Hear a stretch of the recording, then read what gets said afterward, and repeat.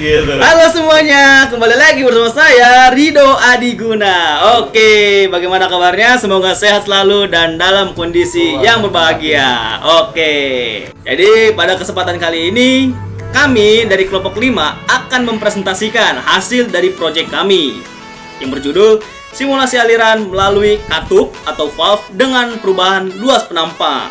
Yang dimana di sini dosen penampung kita adalah Pak Boni Sena, yang dimana juga ini untuk memenuhi tugas mata kuliah Mekanika Fluida 1. Oke, ada pepatah tidak kenal maka tak sayang. Nah, sebelum lanjut kita perkenalan dulu. Perkenalkan, nama saya Rido Adiguna. Ada juga Wahib Kunzadun, Putri Aprilia, Aam Sarpiana, M. Rahmat Safrudin, dan Ahmad Taufik Ginan Nafsi. Oke, simak terus ya. Baik, di sini pendahuluan. Jadi, dalam sistem industri dan perumahan, kita pasti mengenal dengan yang namanya sistem perpipaan. Sistem perpipaan membantu kita dalam mengalirkan fluida dari titik A ke titik B dengan sangat mudah. Namun, terdapat permasalahan serius, diantaranya ketika fluida memiliki kecepatan yang tinggi.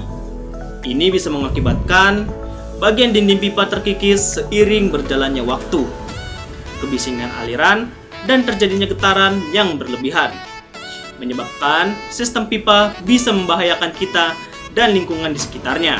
Masalah dalam sistem perpipaan terjadi karena perubahan luas penampang. Ini berpengaruh langsung terhadap pola aliran dan tekanan di dalam katup. Ketika fluida melewati bagian yang lebih sempit, kecepatan aliran meningkat, sementara tekanannya menurun, sesuai dengan prinsip Bernoulli yang menyatakan bahwa semakin cepat aliran fluida, maka tekanannya semakin kecil. Kondisi ini dapat menyebabkan kehilangan tekanan atau head loss dan ketidakstabilan aliran apabila tidak diperhitungkan dengan baik. Selain itu, ketika kecepatan aliran semakin tinggi melebihi bilangan Reynolds, yakni di atas 2300, maka aliran berubah dari laminar menjadi turbulen, menciptakan pusaran dan gaya destruktif yang dapat menimbulkan getaran, kebisingan, maupun erosi pada dinding pipa. Sebagai solusi atas permasalahan tersebut, kami mengembangkan simulasi komputasional sistem pipa dengan katup berperat orifice menggunakan aplikasi SolidWorks Flow Simulation. Proyek ini dirancang untuk menganalisis secara mendalam karakteristik dari aliran fluida melalui berbagai variasi geometri plat orifice seperti single hole, multi hole, dan half circle. Melalui simulasi ini, kami dapat memvisualisasikan distribusi tekanan, profil kecepatan, daerah turbulensi, dan besar pressure drop yang terjadi pada setiap desain. Dengan pendapatan ini, kita dapat solusi engineering yang ekonomis, akurat, dan siap diterapkan untuk meningkatkan efisiensi dan keamanan sistem perpipaan secara berkelanjutan. Baik, kita lanjut ke studi literatur. Di sini ada prinsip Bernoulli, persamaan kontinuitas, dan plat orifice. Jadi, aliran pada pipa merupakan sebuah fenomena pada mekanika fluida yang memiliki karakteristik seperti kecepatan, tekanan, dan viskositas, termasuk profil pipa seperti diameter dan panjangnya. Pemahaman tersebut juga didasari oleh prinsip Bernoulli yang menyatakan bahwa pada aliran fluida ideal, jumlah energi tekanan, energi kinetik, dan energi potensial pada setiap titik di sepanjang garis arus adalah konstan. Ketika kecepatan fluida meningkat, tekanan statis akan menurun. Begitu juga sebaliknya. Bukan hanya prinsip Bernoulli, melainkan persamaan kontinuitas juga menentukan penerapan mekanika fluida pada sistem perpipaan, yang secara matematis dirumuskan A1 dikali V1 sama dengan A2 dikali V2, yang diartikan bahwa hasil kali antara luas penampang pipa yakni A dengan kecepatan rata-rata fluida yakni V pada titik awal akan sama dengan hasil kali dari titik akhir. Penerapannya yaitu melalui perhitungan delta P dan delta V, persamaan kontinuitas, dan CFD atau Computational Fluid Dynamics. dengan software SolidWorks Flow Simulation yang telah terpercaya melakukan berbagai simulasi engineering khusus. Dengan adanya penerapan plat orifice, terjadi peristiwa pressure drop akibat penurunan tekanan yang dihasilkan oleh hambatan internal aliran dan juga secara tidak langsung menjaga kestabilan aliran. Orifice plate adalah salah satu alat pengatur debit fluida yang paling umum di industri karena desainnya sederhana, biaya pembuatannya yang relatif rendah, dan mudah dipasang. Prinsip kerjanya berdasarkan pengukuran selisih tekanan sebelum dan sesudah pengukuran. Perkenalkan, nama saya Muhammad Rahmat Saprudin. Jadi di sini kita akan membahas rumusan masalah. Rumusan masalahnya ada 3. Yang pertama ada bagaimana sih karakteristik desain orifice yang optimal untuk mengontrol aliran fluida. Yang kedua, bagaimana persamaan kontinuitas dan Bernoulli dapat diaplikasikan untuk menganalisis performa orifice. Yang ketiga, bagaimana keterlibatan simulasi fluida dengan persamaan teori saling memiliki keterkaitan dan dapat menyelesaikan permasalahan fluida. Ini ada flowchart atau alur yang berjalannya presentasi ini. Yang pertama ada pendahuluan yang isinya permasalahan lapangan, analisis penyebab masalah, dan upaya penyelesaian. Lalu studi literatur, lalu rumusan masalah, lalu perancangan model dan simulasi yang isinya desain model, dan flow simulation setup dan running setup. Lalu analisis hasil yang isinya analisis perubahan, kecepatan dan tekanan. Lalu analisis Bernoulli dan analisis kontinuitas. Yang terakhir kesimpulan didapatkan yang akhirnya akan dilanjutkan oleh teman saya. Baik, perkenalkan nama saya Amsar Fiana. Kali ini kita memasuki desain model.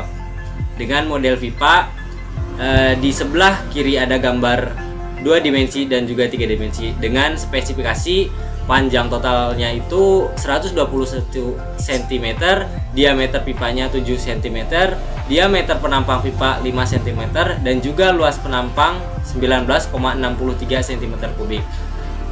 Selanjutnya, di sini ada model plat orifice. Dengan model yang pertama berdiameter plat 5 cm, diameter lubang plat 2,5 cm, tebal plat 1 cm. Nah, model kedua diameter plat 5 cm, diameter lubang plat 1,5 cm dikali 4 dan tebal platnya 1 cm. Kemudian model yang ketiga diameter platnya 5 cm, jari-jari lubang plat 1,25 cm dan juga tebal platnya 1 cm. Nah, untuk selanjutnya itu akan dilanjutkan oleh rekan saya. Terima kasih. Oke, baik, perkenalkan nama saya Wahid Homzadun. Kali ini kita akan membahas bagian flow simulation setup dan running simulasi melalui software pengujian kita yaitu SolidWorks. Oke, bisa kita mulai. Nah, ini adalah tampilan dari awal beranda software kita yaitu SolidWorks. Nah, untuk menjalankan simulasinya, yang pertama kita buat new. Nah, untuk project name-nya kita bebas. Kita oke. Nah, ini untuk menyuruh reset computational domain. Oke. Nah, sebelum dijalankan simulasi ini, si software itu menyuruh untuk membuat si leads itu. Apa itu leads? Yaitu si tutupan atau bukaan dari simulasi kita. Nah, yang artinya si lubang kita ini. Lalu kita pilih saja. Yang pertama lubang ini, yang kedua lubang ini. Setelah itu oke. Nah, setelah itu kita mulai si wizard untuk men-setting satuan-satuan si simulasi kita.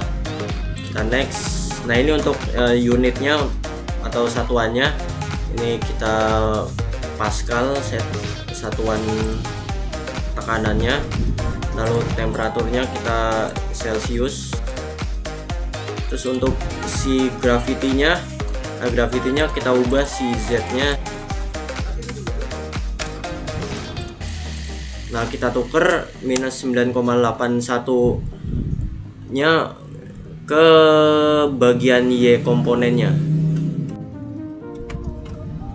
Nah, bisa dilihat di tengah pipa ada panah berwarna coklat yang artinya gravitasi menghadap ke bawah sesuai gravitasi. Nah, untuk analisis tipenya kita internal karena alirannya di dalam pipa, yaitu yang berarti internal. Itu kita next.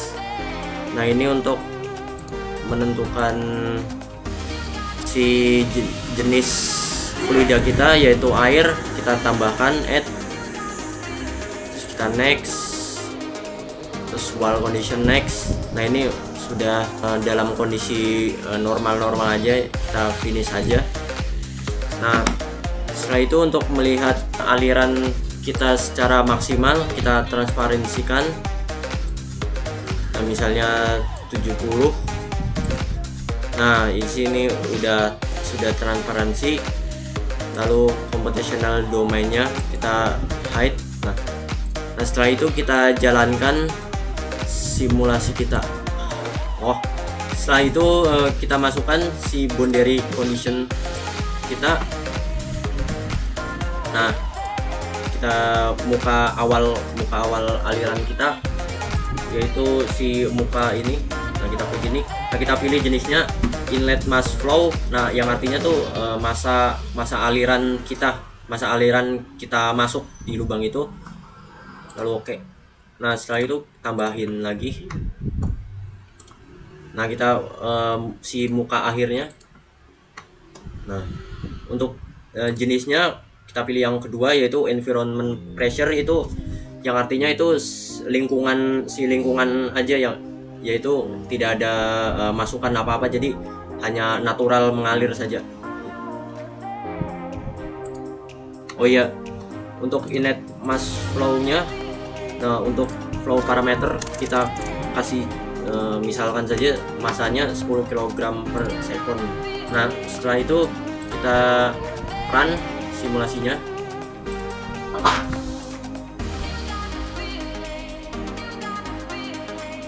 Sudah.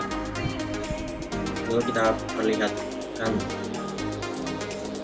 Pertama kita surface parameter untuk mengetahui parameter di ujung-ujung muka lubang kita. Pertama misalnya kita pilih ini, kita targetnya pressure dan velocity misalkan, lalu kita oke. Nah, setelah itu kita show. Nah, misalnya seperti ini, pressure tekanan average awalnya ini 211.000. Nah, untuk kecepatan rata-ratanya di awal 1,309 meter per second. Nah, untuk di akhirnya juga sama caranya. Terus untuk mengetahui si cut plotnya awal si potongannya, kita XY, kita pilih XZ saja. Nah, ini setengah, misalnya seperti ini. Kita ganti ke velocity. Nah, nanti seperti ini, misalnya kita animasikan. Nah, nanti menjadi seperti ini. Nah, setelah itu untuk lebih jelas bagaimana mulai alirannya. Nah, kita flow trajectories. Misalkan ini ada si jumlah alirannya. Ini adalah jumlah alirannya. Misalkan 100. Nah,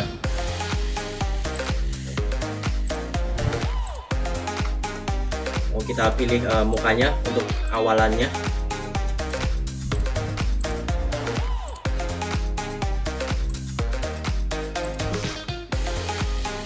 Setelah itu ada flow trajectories. Nah, ini untuk melihat si alirannya tuh seperti bagaimana sih. Nah, awalnya kita tentukan dulu si alirannya tuh seberapa banyak. Nah, misalnya seperti ini. Nah, setelah kita tentukan muka dari awal aliran kita, yaitu sini, kita oke. Nah, nanti menjadi seperti ini. Dan setelah itu kita play. Nah, ini untuk si visualisasi si velocity kita seperti bagaimana. Nah, nanti seperti ini. Lalu untuk tekanan misalnya menjadi seperti ini.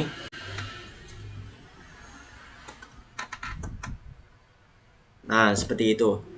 Nah, begitu saja untuk flow simulation setup dari kita. Selanjutnya materi berikutnya akan dilanjutkan oleh rekan saya. Terima kasih. Perkenalkan, nama saya Putra Pralia dari kelompok 5. Di sini saya akan menjelaskan model pertama, yaitu visualisasi kecepatan. Inlet mass flow-nya itu 10 kg per S. Water improvement pressure outletnya 1 bar. Velocity bulk average openingnya 1,309 meter per sekon. Velocity bulk average closingnya 1,441 meter per sekon. Lalu delta V perubahan kecepatan 0,130 meter per sekon. Nah, ini tuh merupakan kecepatan VIDA yang paling tinggi.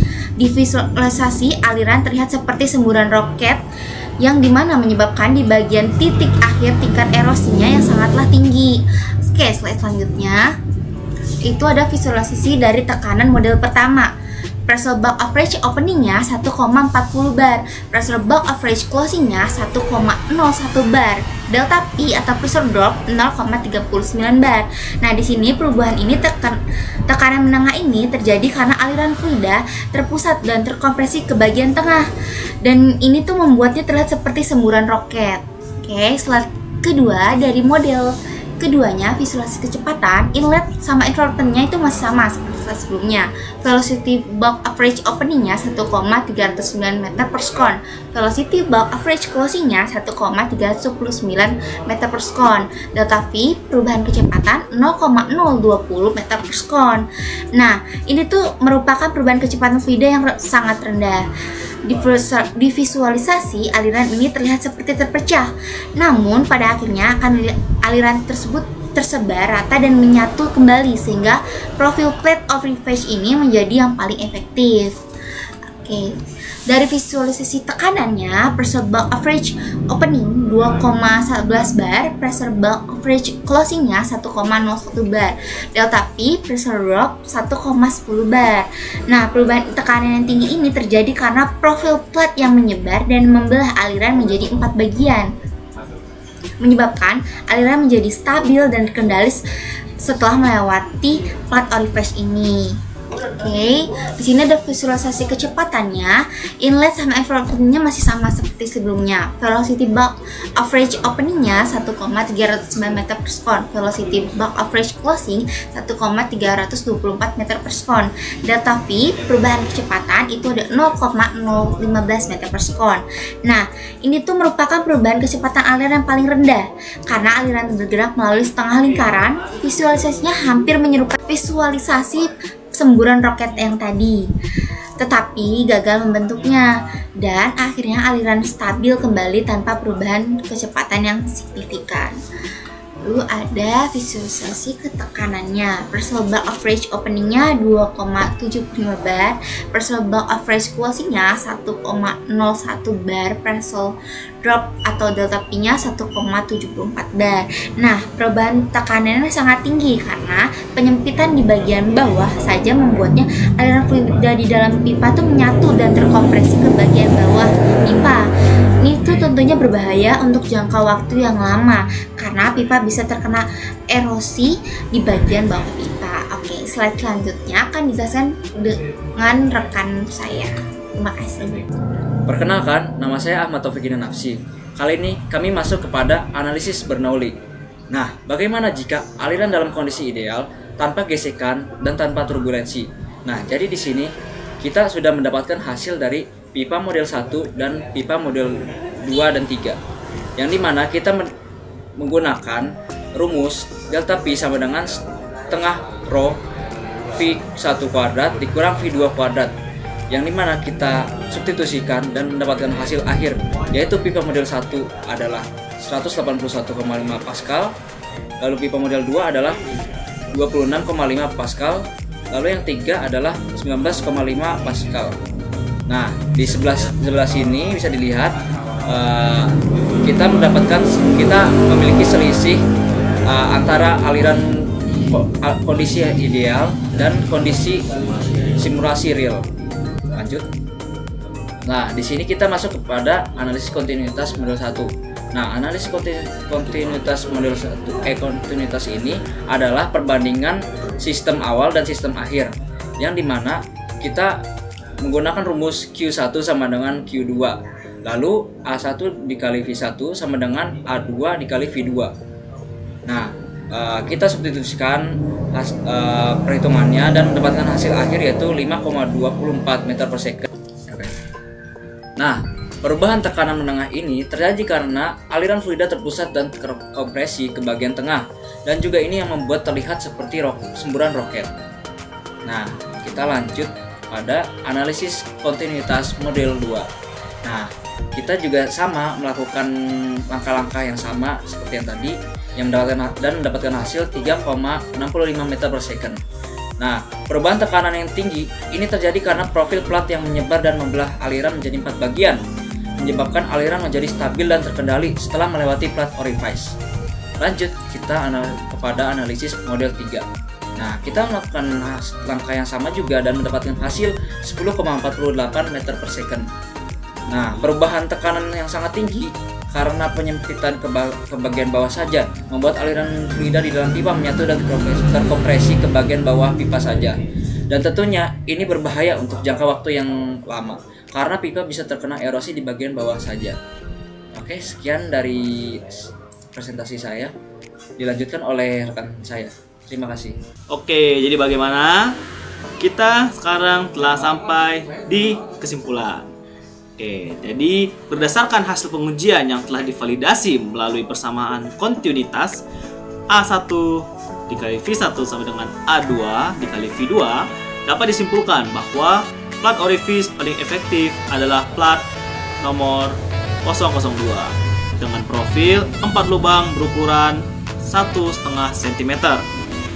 Validasi teoritis ini mengungkap konsistensi antara simulasi dan prinsip dasar mekanika fluida, di mana desain multi-hole berhasil mencapai keseimbangan optimal antara pressure drop terukur 1,10 bar dan stabilitas aliran delta V dengan 0,020 meter per second. Pemilihan desain orifice yang baik terbukti bukan sekadar menahan aliran, tapi mampu mengelola transisi energi fluida secara optimal melalui pengaturan luas penampang efektif.